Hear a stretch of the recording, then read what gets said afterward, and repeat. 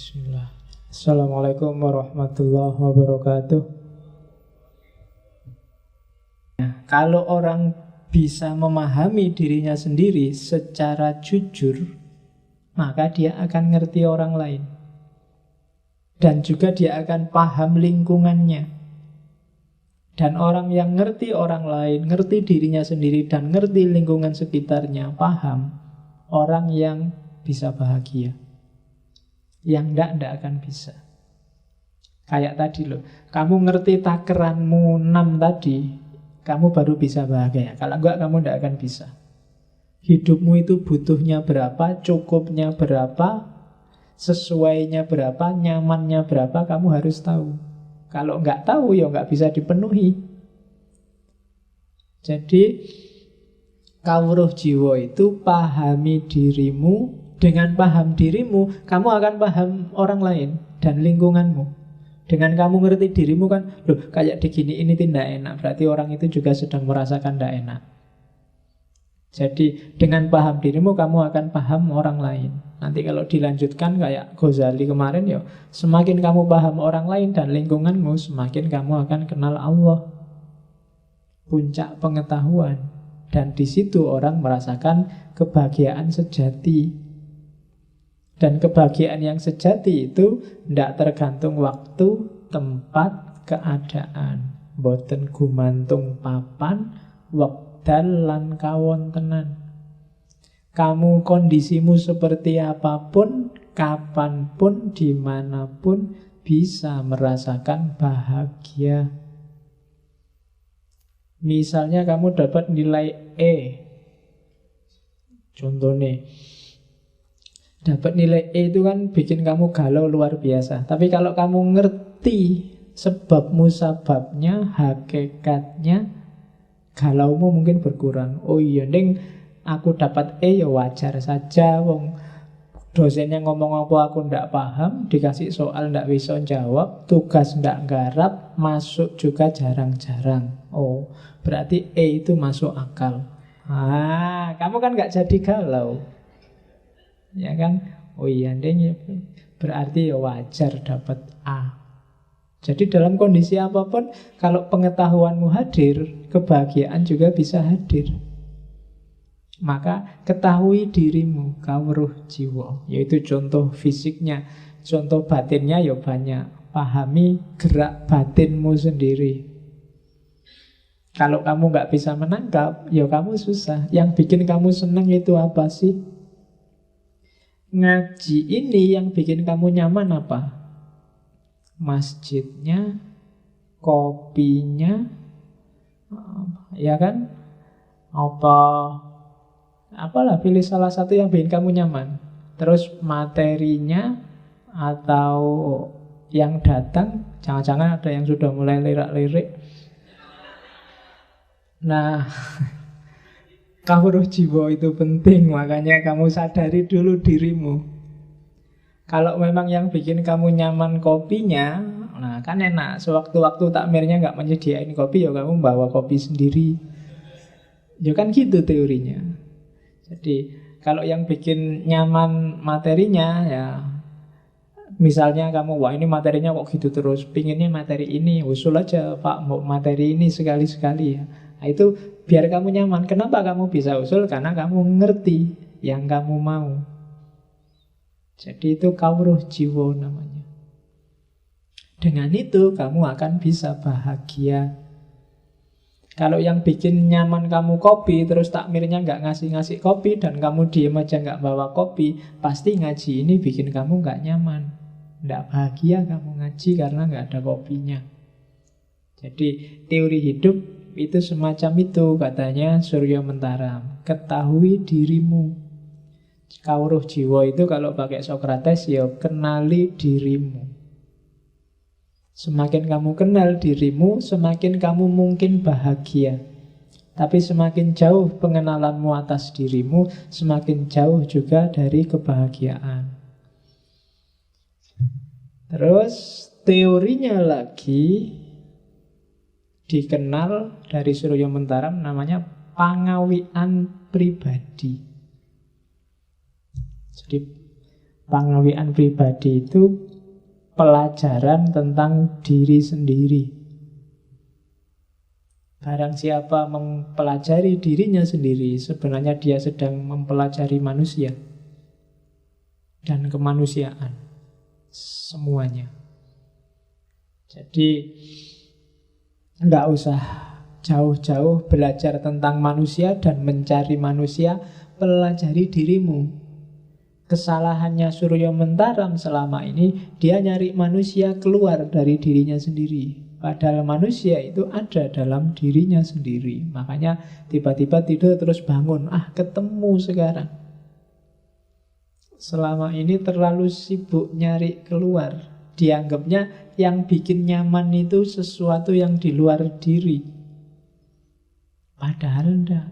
Yang bikin nyaman itu dirimu sendiri. Maka pelajarilah pengawian pribadi. Pelajarilah dirimu sendiri. Pelajarilah hakikat dirimu. Dan hiduplah, katanya Suryo Mentaram, saiki ing kene lan ngene. Jadi kunci pertama pengawian pribadi itu kita harus hidup sekarang, di sini, dan begini. Sekarang berarti nggak harus galau karena masa lalu dan khawatir tentang masa depan. Ing kene berarti hiduplah di sini. Kalau kamu hidup di Jogja dan pikiranmu di kampung, pasti kamu tidak bahagia. Nikmati kedisinianmu. Itu susah ya bahasa Indonesia, kedisinian itu. Ya, pokoknya nikmati hidupmu sekarang di sini. Kadang-kadang kan kebolak-balik kita. Waktu di Jogja terbayang-bayang kampung halaman. Waktu mudik di kampung halaman pingin cepet-cepet ning Jogja. Kapan senengnya? Hiduplah di sini sebagai di sini, bukan hidup di sini sebagai di sana. Kalau di sana ya di sana, di sini ya di sini. Dan sekarang, ya kan? Bagi yang masih galau oleh masa lalu, tidak bisa move on, mesti nggak mungkin bahagia. Ya kan? Move on lah, nikmati masa kini. Ya apa ya Jogja sekarang banyak orang yang mengeluh Jogja sekarang tidak nyaman, tidak lagi berhati nyaman, berhati hotel sekarang, di mana-mana hotel. Kan banyak yang mengeluh gitu kan, opo hotel kiri kanan hotel dan mall nggak kayak dulu lagi. Kritikmu tidak apa-apa, cuma kalau kamu merasa hanya yang kamu rindukan Jogja yang dulu, kamu nggak nyaman dengan Jogja yang sekarang, ya kamu tidak bahagia. Sambil kamu ngeritik, tetap kamu nikmati Jogja yang sekarang. Itu hidup saiki, ning kene. Dan ngene itu begini ngomong kondisi. Kondisinya seperti apapun diterima. Ya kan? Jangan sampai kamu benci lawannya menerima itu kan nggak terima. Nggak terima berarti kadang-kadang lahirnya nggak suka dan benci. Itu biasanya nggak bisa bahagia. Maka banyak teori bilang orang yang di hatinya ada kebencian nggak mungkin bahagia. Benci terhadap apapun. Kebencian berarti dia nggak menerima keadaan, nggak menerima sesuatu, nggak menerima seseorang. Ada yang dia inginkan tapi nggak terjadi. Itu berarti dia nggak setuju dengan kebeginiannya. Nah, dengan ngenenya nggak setuju. Harusnya ngaji itu ya pakai baju putih-putih, pakai kopiah putih, ustadznya juga ya pakai serban apa-apa gimana. Misalnya, lo kan, jadi tiap kali kamu masuk ke sini kamu gelisah luar biasa. Janjane ya materi filsafat itu penting, tapi ya kok ngajinya kayak gitu ya ustadznya. Ya sudah, kamu nggak menerima kondisi kebeginian, kamu nggak akan bahagia. Kamu tertekan. Jadi terimalah kondisimu, bahagialah sesuai dengan keadaanmu. Punya kulit hitam, rambut keriting, punya gigi agak maju, tidak apa-apa, diterima aja. Nggak usah galau, wah kalau jelek nanti nggak dapat, jangan khawatir. Setiap makhluk ada pasangannya, katanya kan begitu. Ya, ya kalau nggak ketemu-ketemu, jangan-jangan pasangannya diambil orang. Jadi, dan seandainya begitu pun nggak apa-apa, diterima aja. Memang hidup ini begitu, kamu nggak terima dengan kondisi apapun yang terjadi, ya yang nggak bahagia kamu sendiri. Kamu benci dengan apapun, yang kamu benci tetap seperti itu. Dan yang galau kamu. Kalau kamu nggak terima rambutmu keriting, yang sumpek kan kamu sendiri, rambutmu tetap keriting. Ya kan? Emangnya dengan kamu sumpek terus rambutmu tiba-tiba lurus, kan enggak? Ya tetap kayak gitu keriting. Dengan kamu nggak terima kulitmu hitam, kan yang sumpek dan susah kamu sendiri. Duitmu habis beli pemutih, nggak putih-putih. Kamu stres dewe gara-gara pengen putih. Ya salahmu sendiri. Mbok coba kemarin diterima, ndak apa-apa kulit hitam, ya wis. Ireng ora apa-apa, sing penting elek. Double itu ya, tapi ya diterima aja. Iya, ndak masalah. Kalau kamu nggak terima ngene, wis pokoknya stres kamu. Diakui aja kalau kamu itu ndak pinter, ndak cakep, ndak. Tapi kamu nikmat. Ya kan? Tapi kamu menerima dan bahagia dengan semua itu. Karena kebahagiaan tidak tergantung itu semua. Tergantung caramu tadi memahami diri, memanage, memenuhi kepentinganmu. Itu namanya pangawian pribadi. Pahamilah dirimu. Saiki ing kene lan ngene. Nah, itu rumus selanjutnya. Jadi hiduplah sekarang di sini dan begini. Sementara kita bisanya begini, ya enggak apa-apa. Oke, terus nah, sekarang kita lihat, ini mulai masuk ke Kawruh Bekjo. Kita lihat seperti apa kondisi yang bikin manusia bahagia dan tidak bahagia. Katanya Surya Mentaram, manusia itu yang nyetir adalah keinginannya, hasratnya. Nah, di kalimat-kalimat awal Kawruh Bekjo itu, kalau diterjemahkan kalimatnya itu, di atas bumi dan di kolong langit ini tidak ada barang yang pantas dicari, dihindari, atau ditolak mati-matian. Meskipun demikian, manusia tentu berusaha mati-matian untuk menghindari, mencari, atau menolak sesuatu. Walaupun itu tidak sepantasnya dicari, ditolak, atau dihindari. Padahal apa yang dicari atau ditolaknya itu tidak menyebabkan orang bahagia dan senang selamanya, atau celaka atau susah selamanya. Tapi pada waktu orang menginginkan sesuatu, pasti dia mengira atau berpendapat bahwa jika keinginanku tercapai, tentulah aku bahagia dan senang selamanya. Dan jika tidak tercapai, tentulah aku celaka dan susah selamanya. Jadi yang pertama, hidup disetir oleh keinginan, bukan akal yang jelas. Akal itu sering-sering tugasnya hanya ngasih justifikasi, pembenaran bahwa yang kamu lakukan benar dan baik. Itu kerjanya akal. Lokomotifnya itu biasanya keinginan. Sumbernya keinginan, ada yang bilang hati, Pak. Ya, hati sumbernya, tapi dari hati timbul hasrat. Di situ muncul keinginan. Dan keinginan inilah nanti sering jadi sumber masalah. Maka harus pas dosisnya.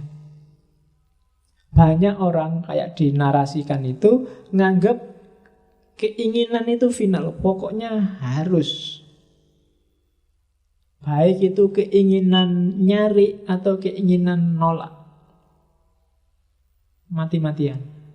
Seolah-olah kalau sudah nolak atau mencari menginginkan sesuatu, kalau itu tercapai, dia akan bisa bahagia. Jadi kalau sudah target pokoknya harus A, pokoknya harus B, atau pokoknya jangan A, pokoknya jangan B, ini biasanya manusia itu mati-matian demi pokoknya tadi. Dan ini sering jadi sumber masalah. Harus Ahok, sekarang kan ramai itu. Atau jangan sampai Ahok. Ya kan? Berapa besar energi dan biaya yang dikeluarkan orang untuk harus Ahok atau anti Ahok. Itu kan mencari atau menolak sesuatu. Seolah-olah kalau sudah Ahok, beres semua urusan Jakarta. Atau seolah-olah kalau tidak Ahok, Jakarta akan lebih baik dari Ahok. Itu yang dikritik oleh Surya Mentaramu. Apa iya? Ahok yang terbaik, Pak. Harus Ahok. Apa iya? Jangan Ahok, Pak. Ahok itu non-muslim. Yang lebih diridhoi Allah itu yang muslim. Apa iya? Loh, suka boleh, nggak suka boleh. Tapi di situ yang dianggap keliru adalah kalau kamu mati-matian, seolah-olah itu final. Padahal mungkin baru perempat final atau semifinal. Jadi belum puncak. Itu belum final. Jangan-jangan masih penyisian itu. Jadi enggak. Orang boleh ingin sesuatu atau tidak ingin sesuatu. Cuma hati-hati, jangan dipatok terlalu mantep, apalagi sampai mati-matian. Di situ nanti sumber PHP. Ya, PHP itu kan sumber kegalauan yang paling besar bikin kamu. Kemarin di arep-arep apa ternyata enggak. Besok yang sangat pro Ahok, tiba-tiba Ahok jadi dan ternyata banyak kasus, kamu akan galau lagi. Salah ya kemarin terlalu mantep. Atau sebaliknya, akhirnya yang jadi bukan Ahok dan muslim taat, tiap hari istighosah, tahlil, khataman, yasinan. Lu kan muslim yang baik gitu kan. Akhirnya ndak ngopeni Jakartanya, malah rusak. Kan oh iya ya, masa kemarin milih yang gini. Ya salahmu dewe, matok harga terlalu tinggi, terlalu mantep, mati-matian. Suka oke, ndak suka oke, nyari boleh, nolak boleh. Cuma jangan sampai ditambah persepsi pasti kalau ini mesti benar, mesti bahagia. Pasti kalau itu mesti benar, mesti bahagia. Itu sumber masalah. Pokoknya Pak, IP harus 4. Pasti kalau IP 4 hidupku terjamin Pak. Ya kamu lulus IP 4 ya podo Pak ya akhirnya ya. Daftar apa-apa ya podo di tesnya. Dan gak lulus, yang IP-nya 2 malah lulus. Ya, dulu saya punya temen IP-nya cuma 2,1. Pulang kampung ke Riau apa ya rumahnya, saya lupa, pokoknya daerah Sumatera, dan jadi dosen. Loh, luar biasa. Yang IP-nya tertinggi malah tidak nyampe. Sekarang jadi guru honorer. Nah, loh, jadi tidak bisa dipatok. Bukan salah jadi guru honorer atau nggak salah jadi dosen, tapi nggak bisa kamu matok keinginan terlalu mantep. Keinginan iya, cuma terlalu mantepnya enggak. Wong yang bikin skenario bukan kita. Kita boleh ingin, tapi kan penentu hasilnya dan akibatnya kan bukan kita. Seolah-olah Pak, pokoknya kalau sudah punya pacar Pak, hidupku lebih tentrem, ndak galau lagi, ndak sumpek lagi. Nah, iya kan? Ya cari sopo kan gitu yang punya pacar, yang belum punya nggak usah komentar. Wong kamu ndak ngerti. Ya kan? Tapi mungkin setelah dapat beneran ya ndak sampai segitunya. Atau yang kamu mati-matian, pokoknya Pak, jangan sampai punya pacar. Punya pacar mesti ganggu, mesti ngerusak. Ya karena kadang-kadang energimu untuk nolak biar nggak pacaran itu lebih besar daripada energimu untuk belajar untuk itu. Jadi kontraproduktif. Waktumu habis untuk ngempet biar nggak pacaran. Itu juga kan. Maka jangan mati-matian deh. Kadang-kadang kalau belum jatuh cinta itu kamu anti pacaran nggak apa-apa, tapi kalau sudah jatuh cinta itu energinya 2 kali lipat untuk ngempet biar nggak pacaran. Jadi keinginan, hati-hati dengan keinginan. Keinginan yang terlalu kamu harga matikan itu kadang-kadang destruktif terhadap dirimu sendiri. Kadang-kadang bikin kamu jatuh, salah jalur. Kadang-kadang karena terlanjur gengsi, sudah terbukti bahwa keinginanmu itu keliru, kamu paksa di situ. Yang tadi misalnya pokoknya harus Ahok, sudah terbukti misalnya Ahok itu jeleknya banyak, atau harus tidak Ahok, harus yang muslim. Sudah terbukti bahwa calon muslim itu tidak karu-karuan. Tapi karena sudah terlanjur kamu ngomong kemana-mana, kamu patok, dan gara-gara gengsi, kamu tetap ada di kubu ini. Dan itu yang sering jadi blunder kita. Tadi sudah terlanjur ngomong apa, sekarang kalau ditarik gengsi ya, dianggap tidak konsisten. Akhirnya kamu tetap di kubu itu padahal sudah jelas salahnya. Dan itu sumber ketidakbahagiaan. Kamu akan sumpek karena dirimu sendiri. Jadi itu teori bahagia kedua pertama. Jadi hati-hati dengan keinginan. Wujudnya keinginan itu kalau di teorinya Surya Mentaram ada 3. Nyari semat, derajat, keramat. Semat itu kekayaan, kesenangan, biasanya sifatnya fisik. Sementara kalau yang derajat itu keluhuran, kemuliaan, keutamaan. Dan yang ketiga, keramat. Keramat itu kekuasaan, kebesaran, pengakuan masyarakat. Itu keramat. Pujian dari orang lain itu keramat. Diakui atau tidak, keinginanmu wujudnya 3 itu. Ada orang yang terpesona oleh semat, ada orang yang terpesona oleh derajat, ada orang yang terpesona oleh keramat. Semat itu kekayaan, kecantikan, kesenangan, itu semat. Kamu yang menghabiskan uang banyak untuk dandan, itu semat, nyari kecantikan. Kamu yang tiap hari fitness biar kelihatan perutnya six pack, itu nyari semat, ya. Terus loh iya, itu kan keinginanmu kan biar tubuhmu kotak-kotak semua tuh.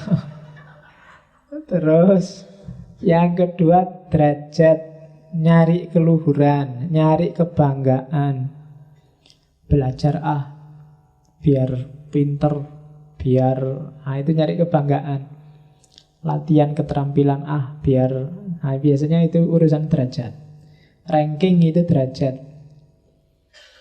Jadi ada yang nyari semat, ada yang nyari derajat.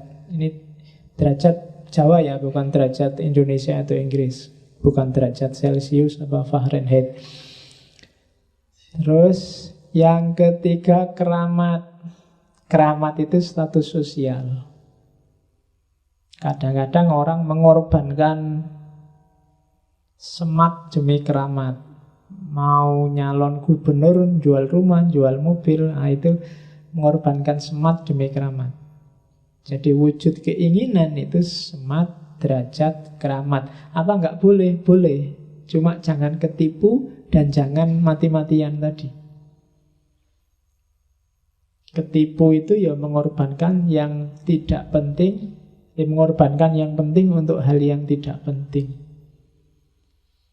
Dan jangan mati-matian. Tidak mesti kok kalau ilmumu tinggi, derajatmu, kemuliaanmu pasti, karena kadang-kadang ilmumu hanya untuk pamer, hanya untuk biar orang ngerti kalau kamu pinter. Jadi derajatmu nggak naik meskipun ilmumu tambah. Keramat juga begitu, nggak mesti kalau orang ketemu kamu cium tangan, kalau orang muji-muji kamu terus kamu itu hebat di mata mereka. Banyak yang sekedar basa-basi, ya kan? Jadi keramat. Kalau kamu posting foto di Facebook, Instagram, WA, terus semua temenmu jempol, itu kadang-kadang bukan berarti bahwa mereka muji kamu atau suka padamu, bukan berarti kamu keramat.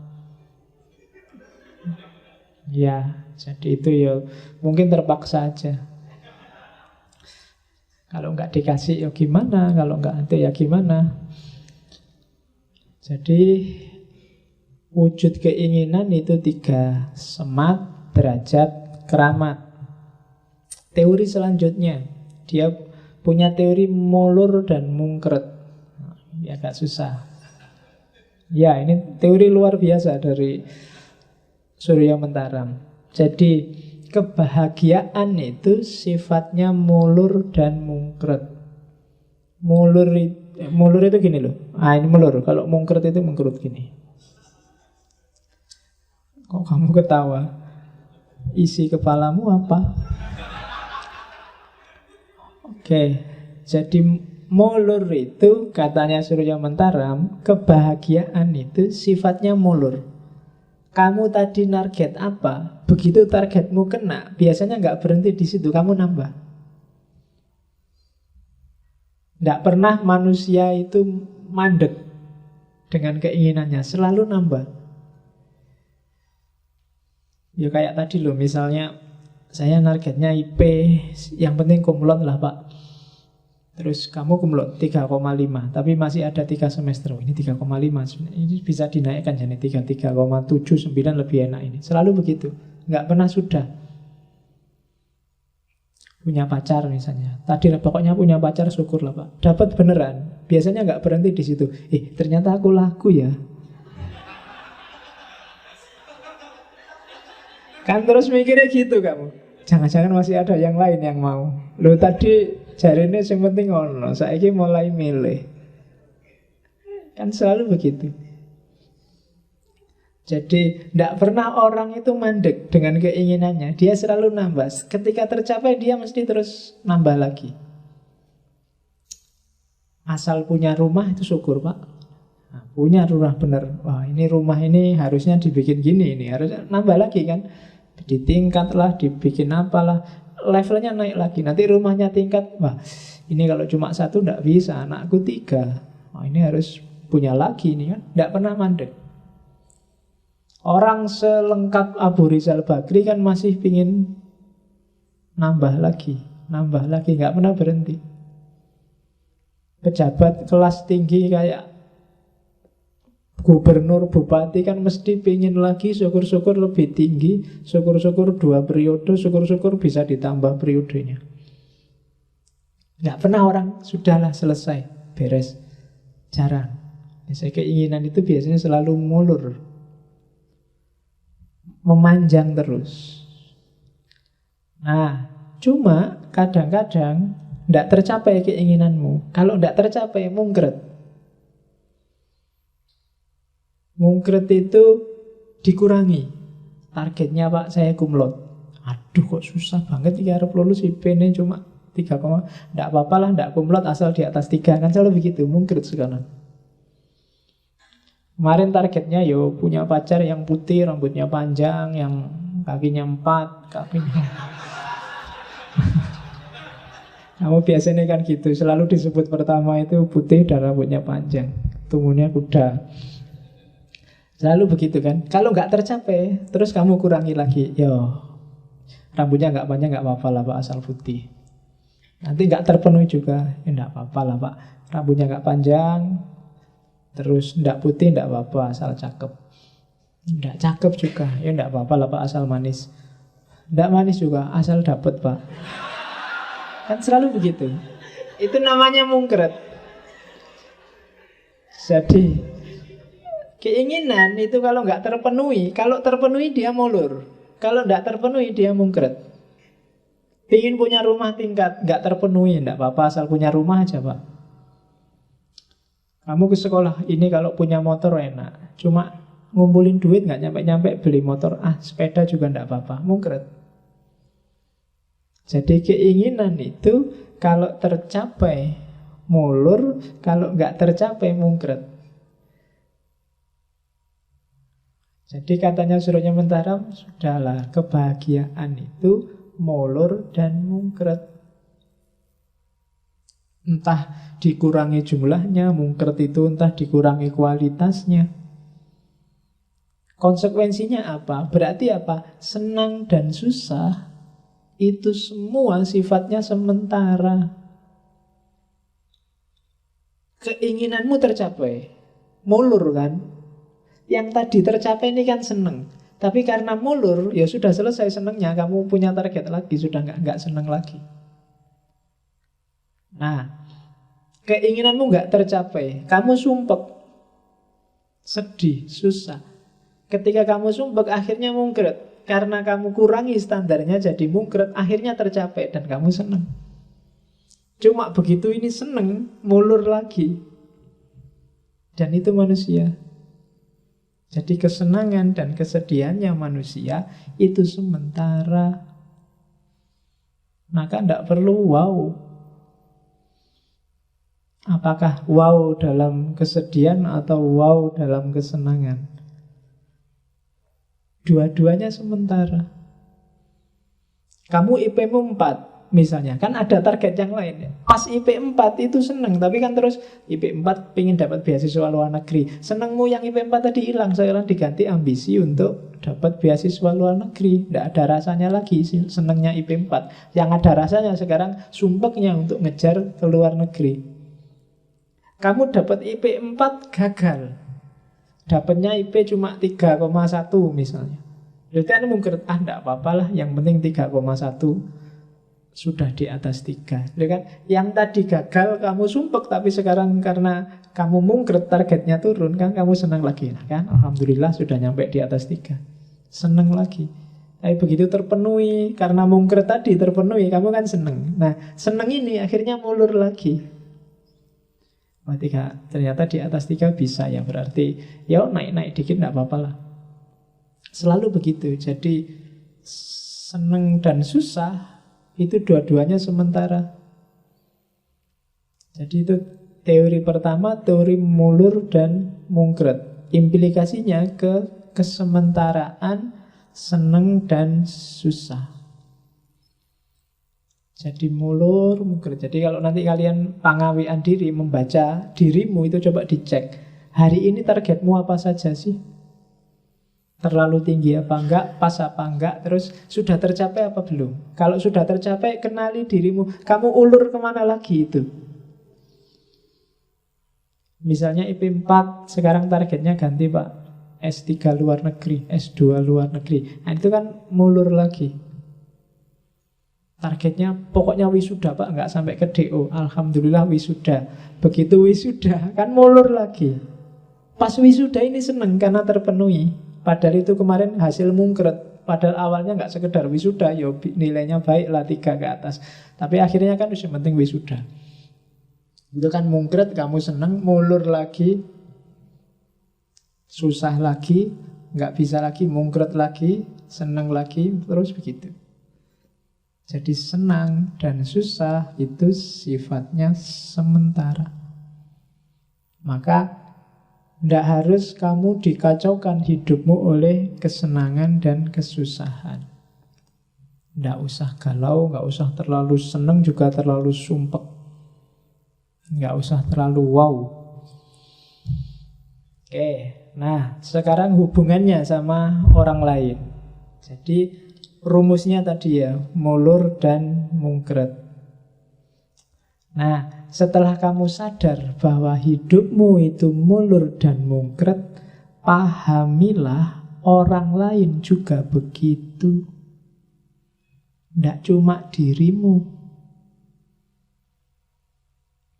Apakah mahasiswa, presiden, pengemis, pemulung, gembel, siapapun orangnya, polanya sama.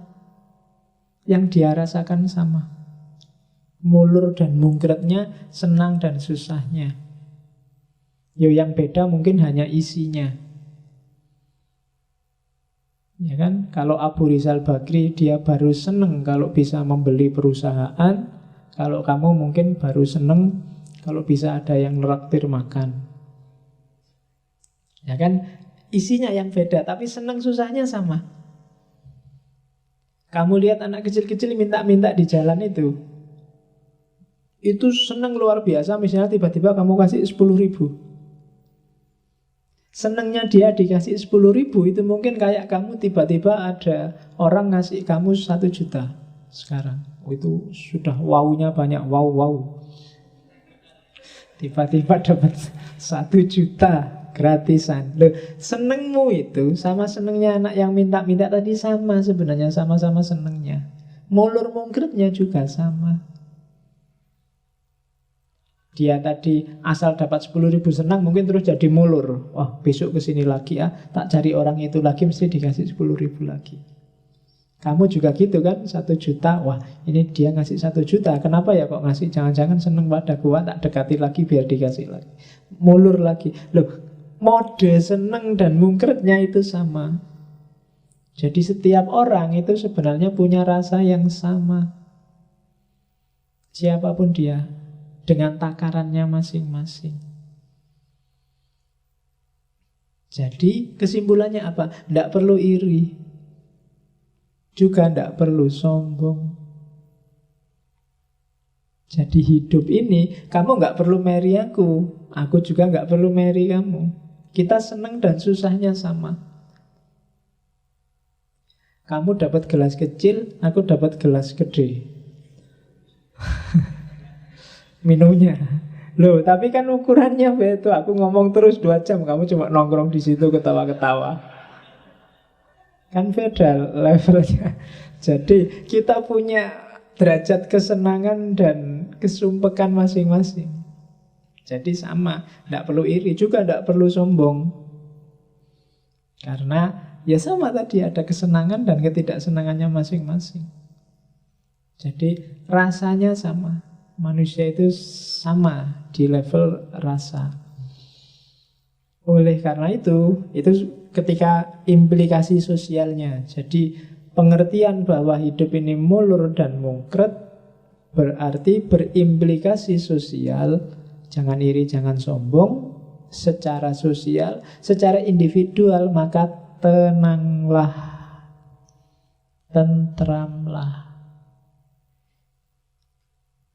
Jadi tidak mungkin hidupmu itu seneng terus, dan juga tidak mungkin susah terus. Kalau kamu bisa memahami dirimu sendiri. Selalu ada seneng, kemudian susah. Di balik susah, di situ ada seneng. Ada mulur, ada mungkretnya. Kamu tidak dapat pacar, sumpek, tapi alhamdulillah kamu bebas. Malam minggu bisa sakarepmu dhewe ning ndi, tidak ada yang ganggu. HP-mu juga ngirit, nggak perlu habis biaya banyak, nggak perlu bolak-balik beli paket data. Ya kan, di balik sumpek ada senang, di balik senang juga ada sumpek. Cuma yaitu kamu jomblo, yang lain seneng punya pacar, kamu tolah-toleh dewean. Ya kan, tidak senengnya di situ. Sakitnya tuh di sini kalau tidak punya. Ya, kalau punya pacar sakitnya di sana. Di sana itu di warung, di 21, duitnya habis. Jadi, dan nggak harus dipikir dalam tentram aja. Jadi setiap orang ternyata podo wae. Tidak ada orang yang levelnya lebih tinggi darimu atau lebih rendah darimu. Dia menghayati hidupnya sesuai takarannya, dan sama kayak kamu, kadang seneng, kadang susah. Ketika kamu susah, biasa aja, sebentar lagi akan lewat.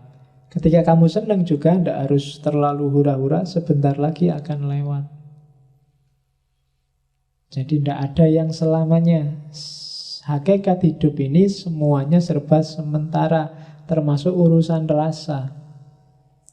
Nah, kalau prinsip ini yang jadi pedoman, maka kita akan tentram. Rasa hidupmu akan nyaman. Kamu dapat apa saja santai. Alhamdulillah IP-nya 4 dan nyaman. Ini berarti sedang senang. Sebentar lagi mesti sumpek. Habis ini mau kemana? Kan itu mikirnya. Alhamdulillah bisa lulus meskipun pas-pasan. Ini ngapain lagi ya setelah lulus ini kan? Ada seneng, ada sumpek. Setelah itu pasti sumpek. Jadi babaknya hidup selalu begitu. Selalu habis A ya B, habis hitam ya putih. Dan ini sudah kalau di Surya Mentaram ya itulah rumusnya hidup. Nah, cuma hindarilah ini dengan bekal mulur mungkret dan seneng susah tadi, hindari neraka dunia. Katanya Surya Mentaram, nerakanya hidup. Kalau kamu punya 4 karakter ini, pasti isinya susah terus, nggak ada senangnya. Hindari ini. Yang pertama apa? Meri, iri. Begitu kamu iri, hidupmu tiap hari neraka. Kamu merasa jelek dan kamu anggap temanmu cakep dan kamu iri, itu wassalam sudah. Kamu tiap hari bisa tekanan batin itu. Karena kamu meri. Itu sudah neraka, sudah tiap hari. Jadi jangan meri dalam hal apapun. Yang kedua, sombong, merasa tinggi. Jangan salah, orang yang sombong itu juga neraka sendiri buat dirinya. Merasa tinggi, merasa lebih baik, merasa lebih benar, merasa lebih utama, itu dia susah dewe nanti hidupnya. Dia akan memposisikan dirinya untuk selalu kelihatan lebih baik, selalu kelihatan lebih tinggi, selalu kelihatan lebih utama. Sama-sama ke warung, yang merasa lebih tinggi lihat temennya, oh kamu habisnya cuma 10.000, aku harus beli yang lebih dari 10.000. Susah dewe nanti. Kamu dapat pacar kayak gitu, aku harus dapat lebih tinggi dari kamu. Susah dewe. Jadi jangan sombong, nanti menyusahkan dirimu sendiri. Bukan orang lain loh yang disusahkan itu. Ketika kamu sombong, yang susah kamu sendiri. Kamu akan hidup di nerakamu sendiri. Merasa lebih besar, merasa lebih tinggi, merasa lebih pinter, merasa lebih bermanfaat, merasa itu alamat sudah. Wassalam.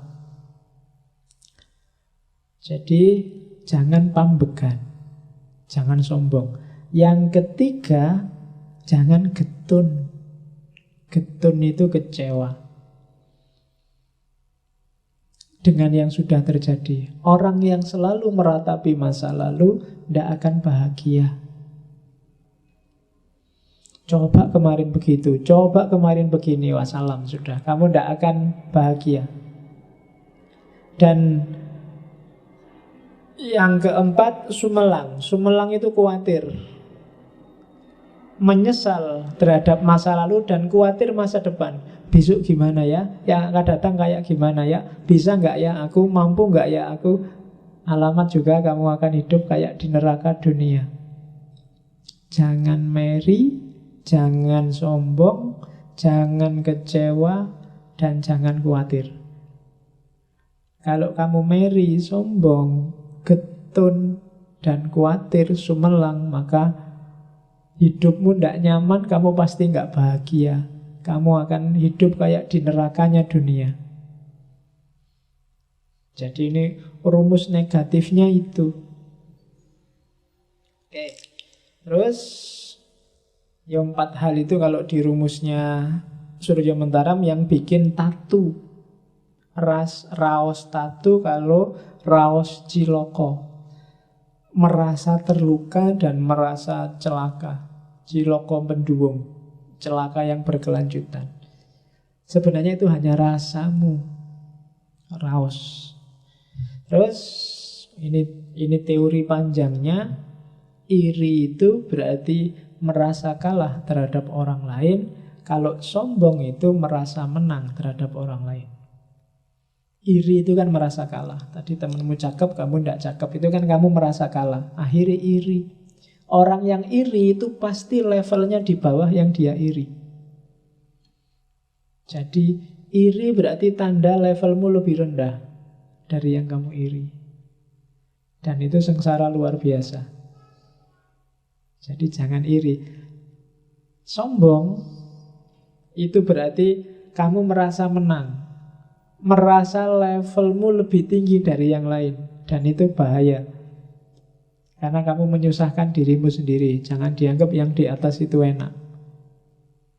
Lebih enak dianggap orang miskin, dianggap orang jelek, dianggap orang, daripada kamu dianggap anak soleh, dianggap anak baik, dianggap orang itu abot. Apalagi kamu merasa saya anak soleh loh, itu beban wis. Kamu ada adzan harus ke masjid. Kalau Senin harus, iya kan harus begitu. Salamu dewe, kamu merasa jadi anak soleh. Jadi merasa lebih tinggi, ya itu resiko. Jadi jangan iri, jangan sombong. Takut juga begitu. Jangan andai-andai. Andai-andai kayak di hadis itu loh.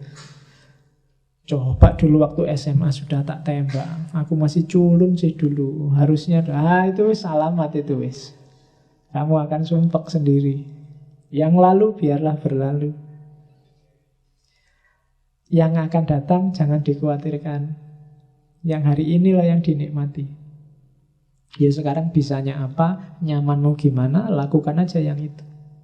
Tidak usah mikir masa depan. Dirancang boleh, tapi dikhawatirkan jangan. Masa lalu diingat boleh, tapi disesali jangan. Kalau disesali, itu batinmu sengsara.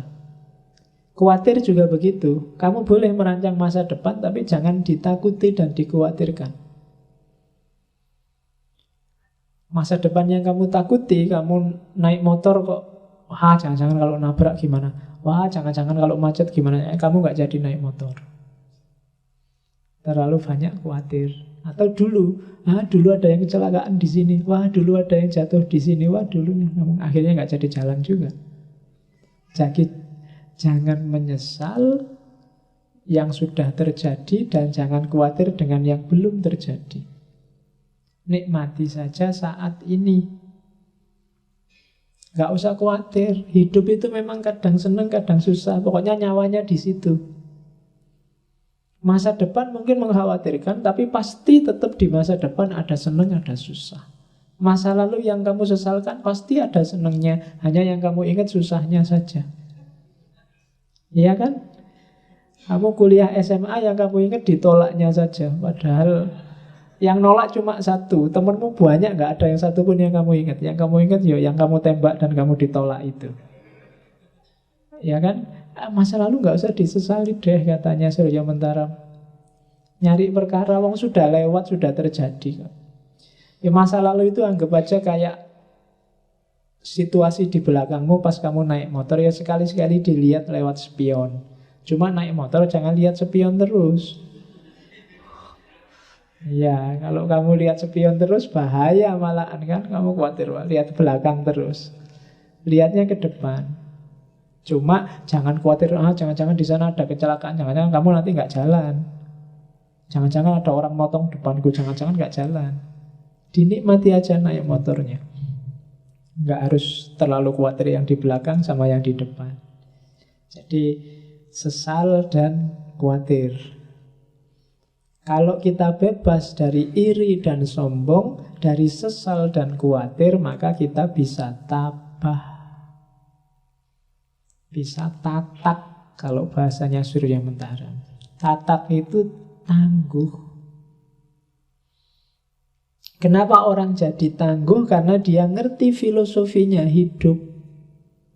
Filosofi yang mana? Mulur mungkret, seneng susah, ora iri, ora sombong, ora getun, dan ora khawatir. Kalau kamu punya prinsip ini, hidupmu akan kuat. Tatak. Apapun yang terjadi, kamu akan tabah. Tidak usah takut dengan kesusahan. Sesusah apapun orang, pada saatnya akan ganti jadi seneng. Seseneng apapun orang, pada saatnya akan ketemu masalah dan jadi susah. Entah masalah besar, entah masalah kecil. Maka solusinya bukan Jangan sampai kita susah atau semoga kita seneng terus. Tapi solusinya adalah pahami ritme seneng dan susah. Di situ kita bisa tabah. Tabah itu tatak. Tatak itu nggak cuma kalau ada kesedihan, pas seneng juga harus tatak. Seneng luar biasa tiba-tiba dapat undian mobil, dapat undian rumah. Nah itu tatak. Kalau tidak kuat tiba-tiba pingsan kamu, alhamdulillah dapat rumah. Tidak, dapat rumah biasa aja, lumayan. Dapat rumahnya seneng, tapi kerepotan selanjutnya mesti datang. Dan itu susah, nyari izinnya lah, bayar pajak lah. Terus yang rumah dijanjikan ternyata disuruh bayar sekian persennya, pajaknya 25% sendiri, rumahnya harganya 1 miliar, 25%-nya berarti bayar 250 juta, golek ning ndi. Kesumbakan baru datang, ya kan? Habis itu tetangga kiri kanan tiba-tiba datang, ayo persenane, ayo sumpek lagi, ya kan? Loh, hidup itu kan selalu begitu. Jadi tabahlah, tataklah, baik dapat senang maupun dapat susah. Nah, untuk bisa semua tadi, kuncinya apa? Kenalilah dirimu, merui gagasane dhewe. Ketahuilah dirimu. Jadi kayak tadi, tengganglah dirimu, kenali dirimu, kenali perasaanmu. Buang semua yang tidak penting. Buang semat, derajat, keramat, itu semua semu. Pahami keinginanmu, buang semua yang tidak penting, kenali dirimu. Kalau kamu sudah kenal dirimu dan semua atribut yang tidak penting lewat, kamu akan jadi menungso tanpa tenger, kalau bahasanya Surya Mentara. Manusia tanpa ciri.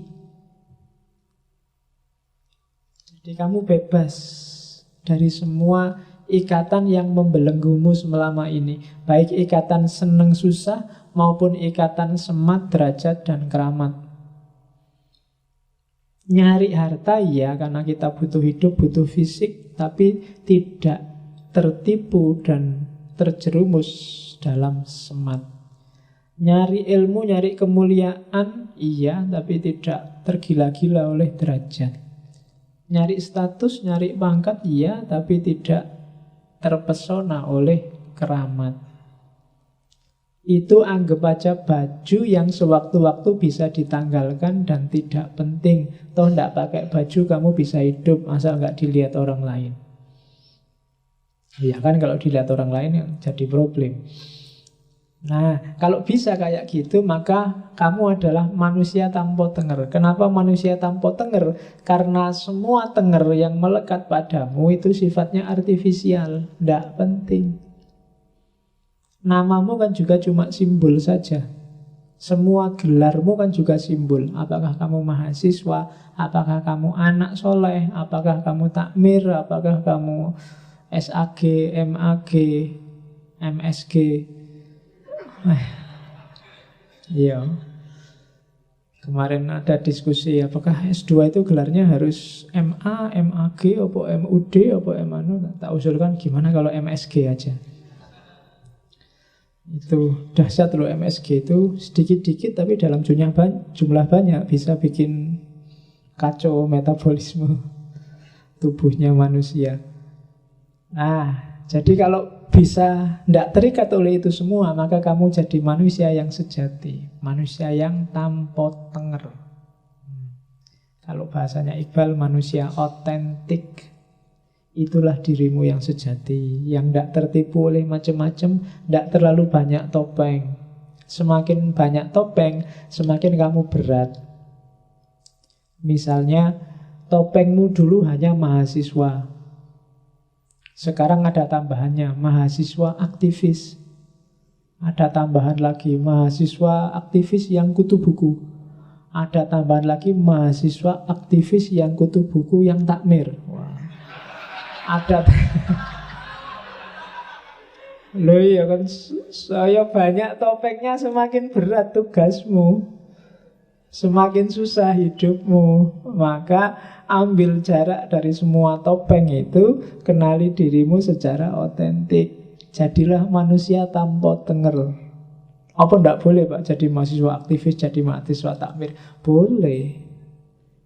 Tapi jangan anggap itu esensial, jangan anggap itu urgent dan penting. Itu semua sifatnya sementara, kayak seneng dan susah.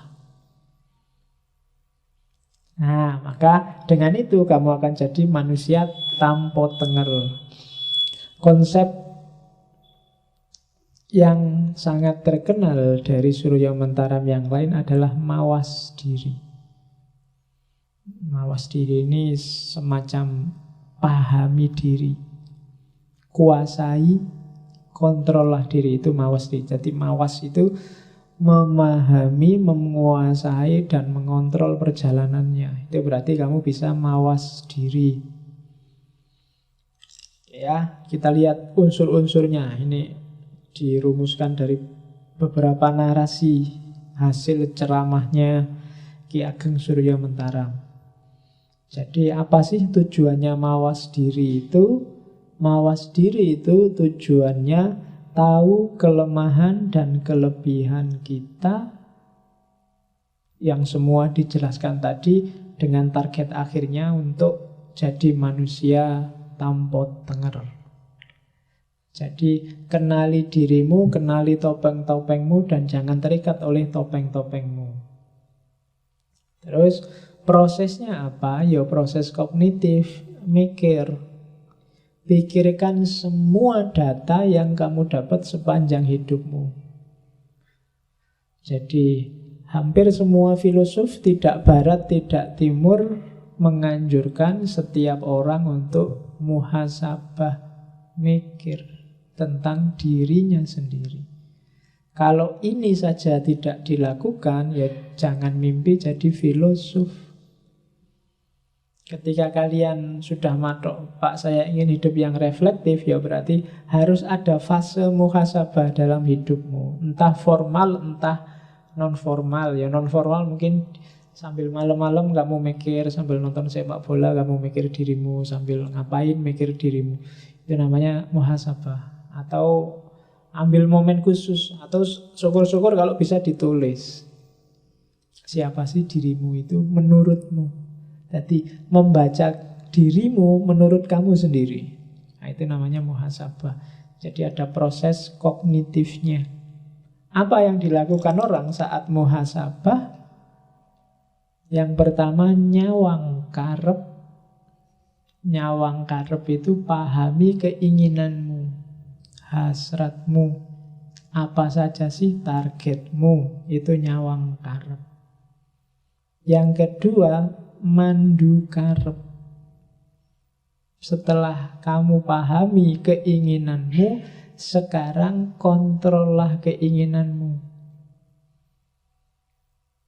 Jangan dilampiaskan sembarangan, diatur strateginya. Diatur mana yang layak dikarepi dan mana yang jangan dikarepi. Yang ketiga, baru membebaskan diri dari karep. Boleh punya keinginan, tapi jangan disetir hidupmu oleh keinginan. Jangan diperbudak oleh keinginan. Apalagi keinginan-keinginan yang artifisial. Jadi hidup jangan dirajai oleh keinginan semata. Itu sebenarnya yang mati-matian diperjuangkan oleh para filosof, khususnya filosof moral dan agama. Untuk biar orang tidak disetir oleh keinginannya yang sembarangan. Jadi agama, akhlak, moral, filsafat itu datang untuk ngajari manusia sampai di mana batas-batas keinginan boleh dia lampiaskan. Karena kalau tanpa itu, kalau kamu bebas saja mikir keinginan, mungkin keinginanmu tidak karu-karuan dan dunia ini rusak. Manusia itu kan bebas hakikatnya, dan dia boleh ingin apa saja kalau cuma ingin loh ya. Cuma sumbernya dunia ini damai, tentram, apa kacau, itu keinginanmu. Dari keinginan muncul perbuatan. Maka pertama-tama kontrollah keinginan dan jangan diperbudak oleh keinginan. Itu mawas diri. Dan dari situlah, yaitu bahasanya strategi, orang akan naik kelas, naik level. Ada gradasinya untuk menuju manusia yang tanpa ciri tadi. Gradasi pertama kalau istilahnya Surya Mentaram, manusia paling awal itu juru catat. Juru catat itu kalau bahasanya Mula Sadra, para filosof Muslim biasanya juru catat ini kayak tumbuhan. Jiwa tumbuhan, bayi itu juru catat. Dikasih apa aja masuk, kayak tumbuhan. Pasif, cuma bisa menerima apa saja. Itu level manusia paling awal. Jadi kayak orang juru catat itu didikte aja. Anak kecil, balita itu kan didikte aja, dia jalan sesuai pendikteannya. Naik makom kedua catatan. Catatan itu kayak jiwa binatang. Dia sudah mulai bisa menggunakan data yang masuk dalam dirinya. Ini bagian apa? Jadi mulai dipahami. Kalau tadi cuma nyatet, kalau sekarang dia sudah bisa memahami catatan. Mulai muncul hasrat, keinginan, mulai muncul cita-cita, mulai muncul, itu level kedua. Level ketiga namanya krudomongso. Krudomongso itu makom jiwa yang diliputi oleh ego. Ini yang harus dipahami.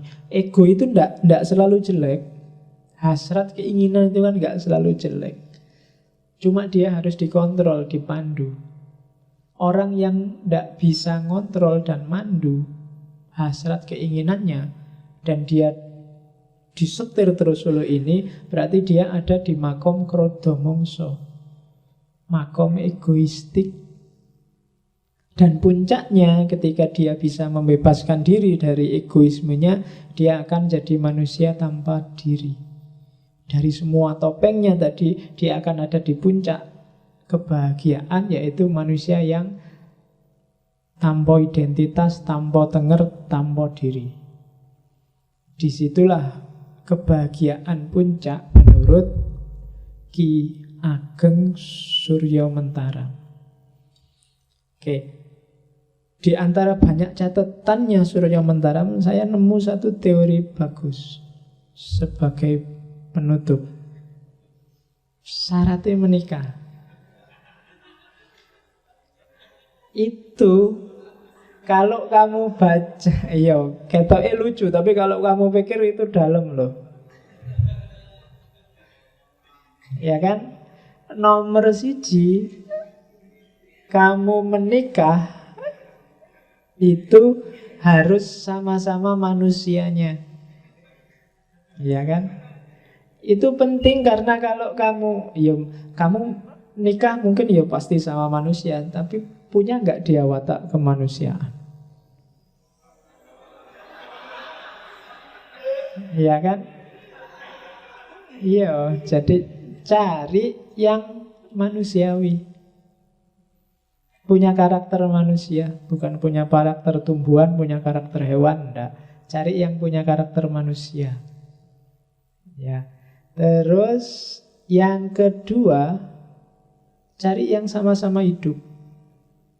Maksudnya apa? Kalau kamu menikahi orang yang tidak bisa urip, maksudnya nggak punya hidup, nggak punya kehidupan, nggak punya gairah, nggak punya hasrat, nggak punya keinginan, nggak akan nyaman hidupmu. Cari yang masih punya api. Jangan nikah dengan orang yang putus asa, depresi, stres, nggak punya gairah hidup. Itu susah sendiri kamu nanti. Cari yang urip. Yang keempat, lanang karo wadon, cari lawan jenis. Yang feminin, nyarilah yang maskulin. Yang maskulin, nyarilah yang feminin. Loh, ya, itu tidak harus fisik laki-laki perempuan. Ini mungkin ngomongnya karakter. Kalau kamu feminin, laki-laki kadang juga jiwanya feminin. Kalau kamu feminin, lembut, dapat istri yang juga feminin, lembut, rumah tanggamu anyep. Apa anyep itu? Ya kan, kalau bahasa Cinonya yin dapat yin, itu kacau. Kamu akan tiap hari diem aja, nggak ada ngobrolnya, pokoknya ayo, gitu dok. Loh, ya kan? Atau yang dapat yang itu rame sudah. Bales-balesan pantun terus tiap hari rame. Gak enak. Lanang harus dapat wadon. Yang keempat, podo dewasa nih. Sama-sama dewasa. Ini gak perlu tak jelasin kan. Masa kamu nikah sama yang masih anak-anak, masih tidak bisa mikir, ada anak-anak, atau bisa juga masih kekanak-kanaan. Itu juga susah, kamu harus ngomong meskipun umurnya banyak mungkin. Ya kan, itu juga problem sendiri. Dan yang terakhir pasti sama-sama mau. Mau itu berarti apa? Sama-sama siap secara mental. Kalau enggak juga susah, berat kehidupan perkawinanmu. Oh, itu kalau dibaca sekilas kelihatannya simpel. Podo wonge, podo uripe, lanang entuk wedok, wedok entuk lanang, podo dewasane, podo geleme. Tapi sebenarnya filosofinya agak dalam. Itu syaratnya nikah. Selain itu, apakah perlu KUA, apakah harus siri, apakah itu? Jawabannya Surya Mentaram, sak butuhe, sak perlune. Ya kan? Sak cukupe. Kalau cukup teman sak kelas ya cukup, tidak apa-apa. Kalau cukup dengan seperangkat alat sholat ya tidak apa-apa. Kalau cukupnya seperangkat alat sekolah juga tidak apa-apa. Loh ya kan. Selain itu bisa dinego. Cuma yang 5 di atas itu carilah dengan standarmu sendiri, jangan dinego. Kamu nyari yang bukan manusia juga susah, yang satu nggak hidup juga susah, yang sesama jenis itu masalah, ya kan? Baik lahir maupun batin. Yang masih kanak-kanak juga masalah, yang tidak mau juga masalah. Nah, jadi yang penting gelem, dewasa, lawan jenis, urip, podo menungsane. Nah, itu syaratnya orang nikah. Selain itu standarnya subjektif. Sak butuhe, sak perlune, sak cukup. Oke, alhamdulillah kita selesai dengan Ki Ageng Surya Mentaram, kebahagiaan. Silahkan diambil yang relevan untuk hidupmu masing-masing. Tidak harus dihafalkan, tidak ada ujiannya. Jadi pakai aja yang menurutmu manfaat untuk hidupmu. Oke, filsafat lembut gaya timur saya kira sudah. Minggu depan kita filsafat yang agak keras. Kita akan ngomong politik. Minggu depan saya awali dari filosof politik barat Thomas Hobbes. Dia nulis satu buku yang luar biasa, judulnya Leviathan. Leviathan itu makhluk monster yang itu simbolisme negara. Seperti apa pikirannya Thomas Hobbes, yang punya asumsi bahwa manusia itu adalah hakikatnya saling memangsa. Itu minggu depan.